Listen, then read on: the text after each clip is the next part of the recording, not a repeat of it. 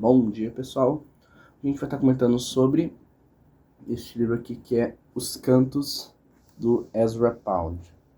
Esse vídeo aqui tá assim atrasado só um pouco, né? Porque esse daqui foi um dos primeiros calhamaços que eu terminei no ano passado e só tá saindo vídeo agora, mas assim, que nem no Retrato de Dorian Gray, mais tarde do que nunca. Enfim, procedimento padrão. Se você gosta dos meus vídeos, deixa o like, se inscreve, ativa o sininho para não perder nenhuma notificação, comenta a recomendação de livro, o que você achou do livro, do vídeo, sei lá, qualquer coisa que você quiser. Enfim, vamos parar de enrolar e vamos começar o vídeo. Já vamos começar adiantando o fato de que esse é um daqueles livros malucos, ou pelo menos bem fora do padrão que eu costumo gostar. E bem, imagino que não vá cair no gosto de todo mundo. Ainda mais considerando vários outros aspectos que envolvem não só o livro, mas o autor, né? Vamos falar um pouquinho sobre o Ezra Pound primeiro para contextualizar bem o conteúdo desse livro. Bem, o Ezra Pound, ele é um autor, um poeta americano, de origem americana, apesar dele renegar bastante as suas origens. Ele nasce em Hailey, no estado de Idaho, acho que assim se fala, nos Estados Unidos. E ele nasce numa moradia de madeira, no interior. E logo cedo ali na vida, ele acaba indo com a mãe para Nova York. E desde cedo ele já demonstrava talento para poesia no geral, e ele já abarcava ali os novos estilos poéticos que iam surgindo, como o dadaísmo, o imagismo, o concretismo e esses movimentos literários poéticos modernistas. E ele vai ser basicamente uma das figuras mais influentes nesse meio, porque não só um poeta, ele vai ser praticamente ele é um crítico literário, ele vai ser um mecenas, ele vai é, incentivar, financiar e descobrir vários autores ali do movimento modernista, como, por exemplo, o meu James Joyce, que eu gosto muito, o Ernest Hemingway, o T.S. Eliot e mais uma galera aí, não à toa.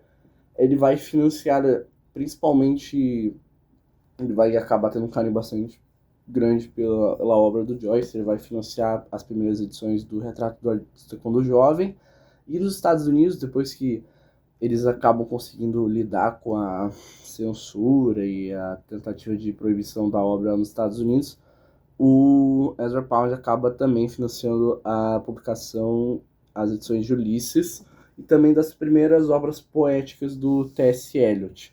Não à toa ele é tão influente e acaba ajudando tanta gente nesse meio literário que o Ernest Hemingway diz que você ser um autor famoso e não ter passado pelos olhares do Ezra Pound é como você passar uma nevasca sem ter sentido frio. Já com a carreira bem consolidada, o Ezra Pound ele vai ali estudar muito os estilos de poesia, principalmente épica, homéricos ali, gregos e também medievais. Ele vai ler bastante Homero, Ovídio, Dante Alighieri, e isso vai ser bem nítido em todos os trabalhos, tanto poéticos quanto críticos dele. E ele vai passar ali pelos terrores da Primeira Guerra Mundial, porque ele acaba indo logo cedo para a Inglaterra e ele vê ali toda a barbárie da Primeira Guerra e fica horrorizado.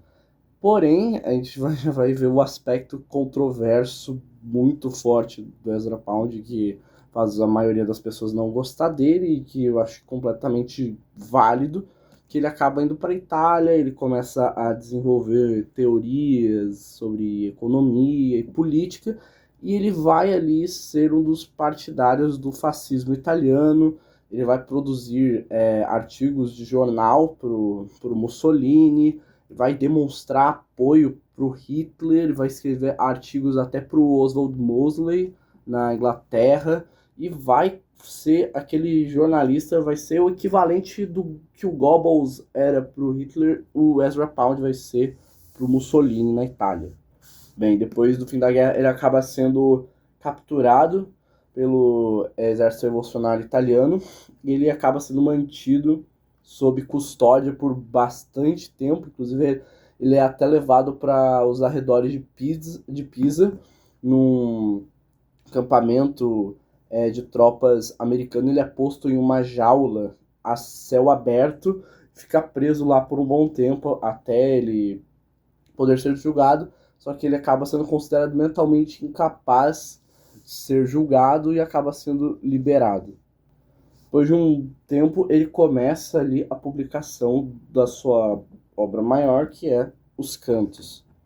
Eles são basicamente uma coleção de poesias dele que estão, de certa forma, interligadas por um mote, digamos assim, maior, que ele escreveu por quase praticamente toda a sua vida. Escreve também partes dos cantos, inclusive enquanto ele estava sob custódia. Esse cárcere vai alimentar ainda mais o ódio que ele tem ali pelos Estados Unidos. E bem, ele acaba publicando Os Cantos. Não, ele é uma obra incompleta, apesar do fim teórico que temos dela ser, de certa forma, satisfatório. Pelo menos para mim, agradou. Eu acho que, diferente de obras como, por exemplo, que eu li no ano passado, Dom Juan, que é uma obra incompleta e que realmente deixa muita coisa, muita ponta solta. E esse daqui deixou, claro que deixou, né? Uma obra incompleta. Mas ainda assim, foi, não dá uma sensação de final e não de tem algo muito essencial faltando. O Pauli acaba ganhando prêmios com essa obra, e isso acaba gerando muita controvérsia. Acaba sendo muito mal visto em praticamente todo lugar que ele vai, toda a razão. Ele fez muita merda, ele vai morrer ali pro final de 1972. Tendo já contextualizado, vamos primeiramente falar sobre o que é Os Cantos. Como eu falei, ele é uma reunião de poemas do Pound, que apesar de eles não terem sido realmente escritos sucessivamente com um conectivo explícito nem comum entre todos e com uma trama maior envolvendo todos eles, ele é basicamente umas poesias que retratam ali a evolução do Pound, que ele escrevia desde cedo, ia reunindo. E basicamente a proposta é fazer várias histórias mesmo, a partir do ponto de vista dele, com muita teoria, e é praticamente um poema épico, só que multifacetado e não com um grande mote geral envolvendo ele. E é basicamente a evolução toda literária. Dá para sentir mesmo, porque os primeiros poemas são escritos por ele mais jovem, e ele vai escrevendo isso a vida toda. Então é praticamente como se fosse a história da humanidade, dá para se dizer assim. A história não é linear, a gente vai ter vários saltos de tempo diferentes. O início é bem mais... às vezes aparece... uma hora você tá lá na Grécia Antiga e outra você tá em Wall Street. É completamente desconexo algumas partes entre si. Vou falar que por mais que seja um poema épico, muitas vezes o Pound não vai ficar ali preso à estrutura poética, nenhum tipo de padrão. Então vai ser bastante poesia livre, uma poesia que realmente parece prosa, de tão lírica e descritiva que às vezes vai ser. Tem que falar que, assim como as obras grandes modernistas que vão sendo escritas nesse tempo, ele vai usar e abusar de várias técnicas novas, como realmente parece muito fluxo de consciência, várias partes dos cantos, apesar de ser ali todo estruturado em versos e ser ali toda a estrutura poética em tese. Não está dividido sempre em estrofes, às vezes é uma estrofe gigantesca entre si, mas enfim. Ele também vai pegar vários outros desses movimentos modernistas, como por exemplo, ele vai fazer várias coisas, como por exemplo, ele vai fazer desenhos e pôr no meio da narrativa, tem partitura musical, tem principalmente envolvendo multilinguagens. Ele vai ter principalmente escritos em várias línguas, não no nível como, por exemplo, o Finnegan's Wake, que não à toa foi uma obra que ele até se recusou a comentar sobre, o que é até bem surpreendente, considerando ele gostar desse tipo de obras ousadas e ser um mecenas desse tipo de literatura nova.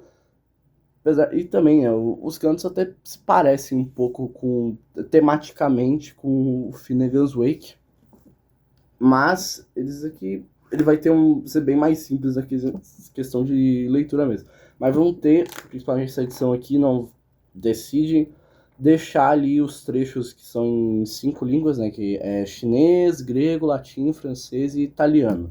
Basicamente isso vai ali dos interesses diferentes do Pound, né? Latim tem os poetas clássicos como o Dante e o Virgílio, daí tem o grego com o Homero, o Ovídio. Chinês vai ter muita, principalmente ali o meio, ali a segunda metade, entre aspas, do livro, que vai ser muita coisa envolvendo história oriental, e também porque ele começa a estudar os ideogramas, e que os ideogramas são um estilo de língua completamente diferente, e que tem várias formas de expressão que não existem nas línguas latinas. Daí francês e italiano é a vivência que ele acaba tendo na Europa e que ele começa a viver. Eu diria que ele parece muito, se for falar só na questão temática, nessa estrutura de várias histórias de diferentes épocas, diferentes temas, mas que são progressivamente uma história do gênero humano. Ele parece bastante com A Vida Como Ela É, do Nelson Rodrigues. Claro que bem mais difícil, tem que se pôr esse ponto. Mas eles são várias histórias pequenas que vão se unindo, ou pelo menos tem sessões ali que tem um tema em comum, só que o foco narrativo vai mudando de personagem, de local. Por exemplo, tem uma sessão início ali que é Grécia, tem outra sessão mais que é Estados Unidos, enfim. A gente nunca tá parado, tá sempre se movimentando e acompanhando a evolução da raça humana no geral.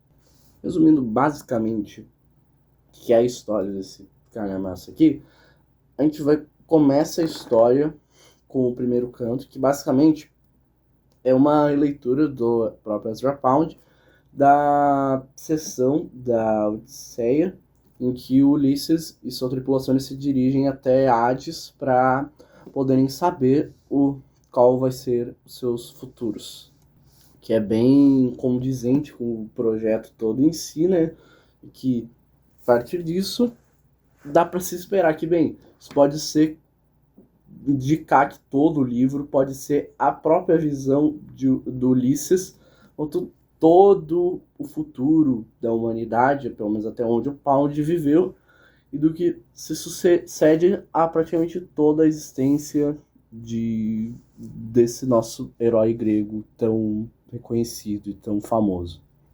Depois segue, e basicamente os outros cantos, se não me engano, é o 2, né? Os dois, ele vai falar sobre um poeta chamado Sordello, em que basicamente vão ser 4 narrativas sobre ele, que vão explorar as diferentes formas que pode se ver uma pessoa, porque daí tem a parte poética, que é o poeta real, sobre realmente como foi a vida dele.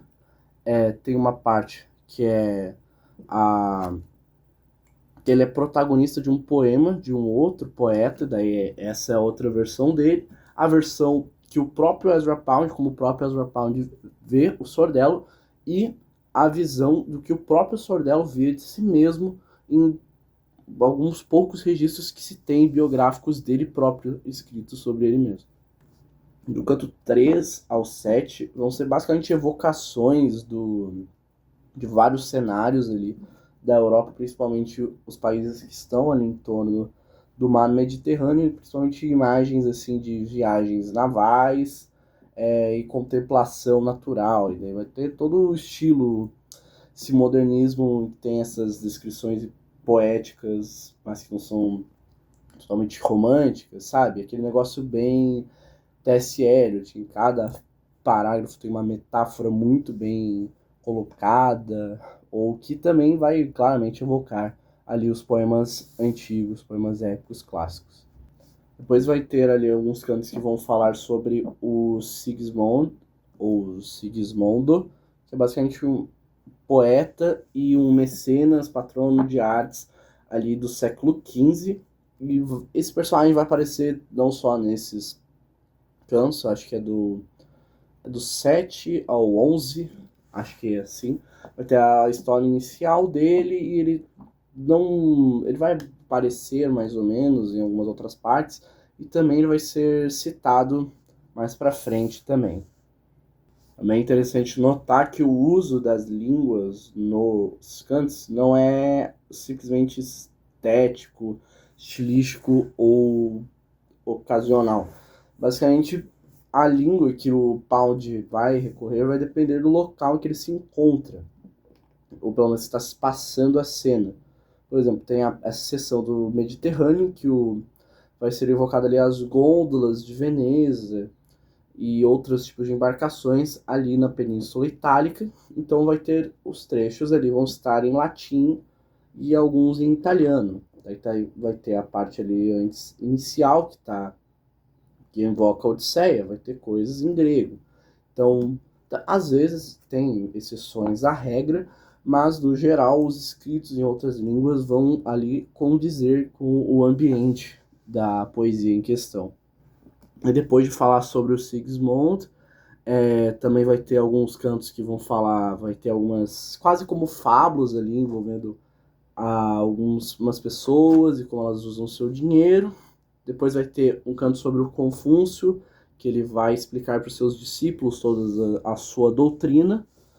E por último, nessa quase o final dessa sessão ali para metade, que no caso são os primeiros 30 cantos, ali pro final do 20, vai ter ali uns ditos e a visão do Ezra Pound sobre o inferno de Dante. Bem, essa pode ser uma sessão bem desagradável, porque ele vai ter aquela visão bem assim, escatológica e horrenda do inferno, e vai descrever ali cada um dos seus cantos ali mais ou menos as sessões dele de forma bem onírica e indireta, né? Você consegue perceber, se você já leu a Divina Comédia, você vai conseguir associar com os diferentes círculos e punições do Inferno de Dante. E daí no final, com o Círculo da Traição, eles mudam de panorama repentinamente para cenários da Primeira Guerra e da Revolução Russa. Você vai percebendo que quanto mais vai avançando o livro, mais você começa a ver ali as opiniões do Pound contaminando a narrativa e vai tudo tendo muitas críticas sociais e mais para metade pro final você vai começar a ver como transparecem a doutrina e a ideologia fascista no texto dele, o que realmente dá para ignorar. Conseguir ler e deixar isso de lado é complicado, completamente justificável, mas é bem desconfortável quando você consegue associar alguma parte escrita ao posicionamento do autor. Daí nas próximas sessões a gente vai ter vários diferentes acontecimentos em Veneza e também ali em Firenze, ambas as cidades na Itália. Também vai começar a aparecer os ambientes orientais e vai começar a aparecer coisas envolvendo a teoria política e econômica que o Ezra Pound ali defendia. Aparecer também retrata um episódio real do Marco Polo questionando sobre as moedas Kublai Khan e aparecer pessoa ali, todo o exército chinês, como ele também lucra ali com as guerras locais, mesmo estando sob ameaças bastante severas.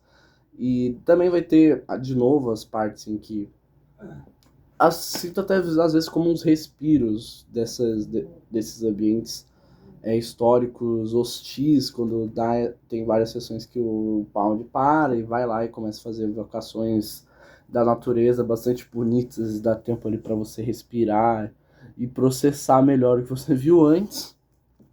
E daí no fim acaba com esse segunda sessão ali envolvendo a China com a descrição bastante hermética envolvendo outro episódio da Odisseia, que é a dos Comedores de Lotus, que eu suspeito ter a ver ali com provavelmente com a guerra do ópio na China. Eu imagino que tem alguma relação entre essas duas coisas. Daí no fim dessa primeira sessão de 30 cantos, vai ter ali várias escrituras poéticas sobre a influência da família Médici, tanto em Veneza quanto em Firenze, e em geral toda a Itália. Vai ter ali também criticando, envolvendo o negócio, né, que foram os Médici que exilaram o Dante de Firenze, nunca mais deixaram ele voltar para a cidade. E daí, no mesmo, enquanto fala sobre a toda essa influência da família Médici, ele fala simultaneamente enquanto ocorrem os sucessos ali, as descobertas do Thomas Jefferson. Eu não sei se eu vou, nesse vídeo todo, falar assim, sobre cada canto. Acho que não, porque senão esse vídeo vai ficar muito extenso. Assim, dando um panorama geral, depois a gente tem uma comparação assim, vai sendo destruída uma torre, acho que é Montsegur o nome, e daí vai tendo locações de Troia, então assim, a torre cai, Troia cai, depois tem, se eu não me engano, sobre conta também a história de uma viagem acho que uma família italiana, uma, uma Jerusalém, e daí faz paralelo com as cruzadas, depois tem um que é crítica à Revolução Russa, outro que é basicamente uma memórias interligadas do Ezra Pound, assim, dentro de quando ele estava viajando, era no transatlântico. Daí ele basicamente critica a religião, e ele rejeita, em geral, o cristianismo, principalmente. E daí, se não me engano, no final, da primeira sessão, de 30 cantos, basicamente só um relato bem detalhado sobre um editor ali chamado, acho que é Hieronymus Sonsinus. Hieronymus Sonsinus, que ele estava indo ali imprimir as obras do Francisco Petrarca, poeta ali da Idade Média, Renascimento Cultural. Daí, basicamente, a outra sessão ali vai basicamente uma alternância geral entre ali o Pound fala sobre o enriquecimento e engrandecimento dos Estados Unidos e a decadência da Europa pós Primeira Guerra, e daí vai ter mais sobre o Thomas Jefferson, vai evocar de novo os poetas que ele cita ali no início, Sigismondo e o Sordello. Daí ele vai entrar em conceitos matemáticos e de sociologia, entre outras coisas. E daí aqui já fica complicado, que já fica muita coisa da opinião dele começa a transparecer. Não à toa. Ele vai falar muito sobre campanhas, daí vai falar sobre a guerra moderna e sobre armamentos também. Também vai falar sobre o Dante, de novo. O Dante é um repertório quase obrigatório para você ler os cantos. Daí depois ele vai ter uma longa sessão que vai ser uma história completa sobre um banco, um dos principais bancos de Siena, ali no século XVII. Vai ter toda a história sobre a revolução econômica ali da Áustria e toda. Também antes já estava falando sobre a decadência dos principais países, entre aspas, países, né? Locais abordados na decadência da Europa era ali o Império Austro-Húngaro. E daí vai ter principalmente aqui, vai ter um canto que ficou muito famoso, que é o canto que a litânia contra a usura. Daí o Pound vai ali dizer testemunhar contra os gananciosos, os avaros, posso bem assim dizer. E de novo vai evocar Circe, né?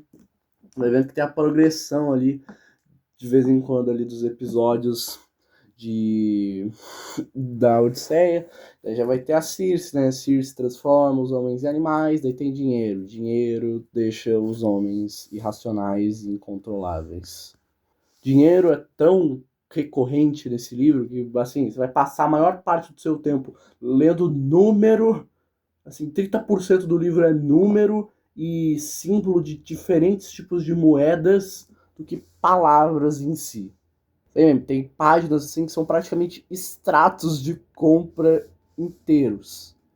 O último canto dessa sessão é basicamente sobre ele falando sobre uma teoria de um outro amigo dele aí à época, sobre a biografia do Napoleão, Napoleão Bonaparte. Também vai ter de novo, já vai invocar o Confúcio de novo, porque daí o próximo canto, basicamente uma sessão gigantesca sobre a história da China que eu não vou nem tentar, assim, elaborar demais, porque assim, vai dar 1 hora de vídeo só falando dessa porra dessa sessão que me torturou. Tanto, assim, os 30% extratos bancários, ali tem uns 10% de várias diagramações diferentes, os outros 40% aí ideograma chinês, cara. Você tinha que pesquisar cada 5 segundos o que significava porra do ideograma. E assim, eu recomendo que você não vá pesquisar o que é o ideograma, com todo respeito. Eu pesquisei e assim, não fez muita. Não vou dizer que não fez diferença nenhuma, mas fez assim, pouquíssima diferença na minha compreensão geral do livro. Então acho que não vale a pena o esforço envolvendo essa obsessão sobre a China.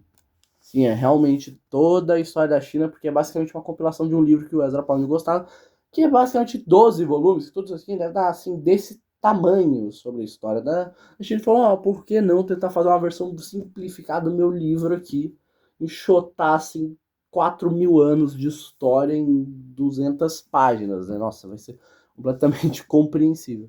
Tô brincando, mas eu gosto desse tipo de ambição literária, tá? Próxima sessão é basicamente só várias e várias situações envolvendo John Adams, que era assim um líder político ali estadunidense, enfim, vai ser vários acontecimentos diferentes com ele, envolvendo mitologia e acontecimentos verídicos. Aí a partir daqui é basicamente tudo obra póstuma do Pound. Depois que ele morreu, foram pegando e os escritos dele foram encaixando ali cronologicamente, daí ainda assim viram que estava, de certa forma, incompleta, né? Porque ainda tem alguns rascunhos, inclusive nessa edição tem alguns cantos incompletos, são fragmentos de cantos. Mas a gente tem cantos que praticamente revocam todos só a Itália e principalmente o Dante de novo, e mais uma penca de figura histórica, tipo o Papa Pio, o rei Victor Emanuel III e mais uma caralhada de nome que você vai ter que se virar para conseguir decorar e conseguir associar as referências. É claro que essa sessão também vai ter esses saltos temporais, e daí a gente vai ter saltos que vão apresentar ali as partes de época, outras que vai mostrar o próprio Ezra Pound vivendo na Itália e ele sendo esse porta-voz ideológico, e às vezes até os dois vão se misturarem de uma forma aí fantasiosa. Assim, a gente vai ter assim uma quebra completa e a parte mais difícil do livro, completamente bizarra, junto com a parte da China, assim, são os cantos pisanos, ali, a penúltima, acho que é a penúltima, antepenúltima sessão do livro, que basicamente o Pound, ele tava ali, final, ali, completamente fudido da Segunda Guerra, ele tava vendo o fascismo caindo, ele tava completamente desesperado, e ele basicamente vai pegando todos os tipos de referências diferentes e vai fazendo um milkshake cultural absurdo e inexplicável. Então a gente tem toda a paranoia, porque o Rapaldi começa a duvidar ali da estabilidade do regime, obviamente, né? Tava caindo, apesar dele ainda ali estar alinhado às ideias, daí ele começa a ter um delírio completo. Acho essa parte, poeticamente falando, e acho as misturas culturais metafóricas muito boas, mas realmente o contexto aqui foi escrito realmente complicado. Também vai ter uns cantos que ele vai escrever aqui, quando ele estava sob cárcere ali, que são provavelmente os mais malucos e os mais angustiantes do livro. Aí a penúltima sessão assim, oficial, terminado o livro, perfuratriz de rocha, basicamente toda a experiência do Pound depois que ele é mandado para ser julgado, e daí ele, no fim, acaba não sendo. E, bem, ele tem muito envolvendo que ele foi depois internado no hospital psiquiátrico, e ele também escreve desse ambiente. Acho que o perfuratriz de rocha é bem literal, que ele basicamente vai ali remontando ali, quebrando da crosta, entre aspas, vai pegando a origem ou as coisas mais fundamentais de várias culturas diferentes também, só que de forma mais organizada, assim, o que é bem irônico, já que ele estava internado em um hospital psiquiátrico por ser considerado louco. Em uma das sessões mais polêmicas também, ele vai um canto inteiro que ele só vai assim classificando a qualidade de um monte de líderes mundiais diferentes. Isso aí nossa, isso aí é para passar raiva mesmo, viu? A última sessão é a mais complicada de todas. Simplesmente a declaração, o nome da sessão é Tronos. E daí, por que ele resolveu entrevistar ele? Por que do título ele só falou? Ah, e na Divina Comédia nós temos os tronos. E os tronos na Divina Comédia são reservados aos mortos que exerceram um bom governo. E daí você já imagina o que vai vir depois disso. Ele vai remontando vários impérios de novo, só que de forma assim mais rápida, não é tão extensa como a seção da China, por exemplo. Daí vai basicamente elencando ali as ações dos diversos imperadores, daí vai vendo quais ali foram dignos de um trono. Daí basicamente ele estava chegando no final do livro e ele queria terminar mesmo, porque tendo passado tudo isso, também tem toda a estrutura da Divina Comédia e do Homero, e todas as associações com Ulisses. No final ele queria, final digno, e queria todas as figuras e toda a conclusão dos humanos que ele aborda no livro. Ele queria criar uma sessão final, que seria a sessão do paraíso, em que ele mostraria ali a visão dele do paraíso e o destino de como encararia os humanos que ele respeita no livro, nessa visão do paraíso. Só que ele já estava completamente velho, ele estava internado, ele é permanentemente posto dentro do hospital psiquiátrico. Daí acontece vários rolos editoriais, ele acaba se apressando para tentar escrever e ele não consegue terminar. Ele falece antes de terminar. Eu imagino, sinceramente, ainda imagino mesmo que ele tivesse vivido mais, ele não conseguiria terminar. É uma obra muito extensa. E Visão do Paraíso, acho que assim, ia ser um livro inteiro a mais disso, se eu consigo, se quer conceber como seria um final assim. E esse é um livro realmente bem polêmico de se comentar mesmo, tanto a pessoa quanto o próprio livro em si, né? Toda dificuldade e complexidade, erudição que ele aborda e os temas em geral.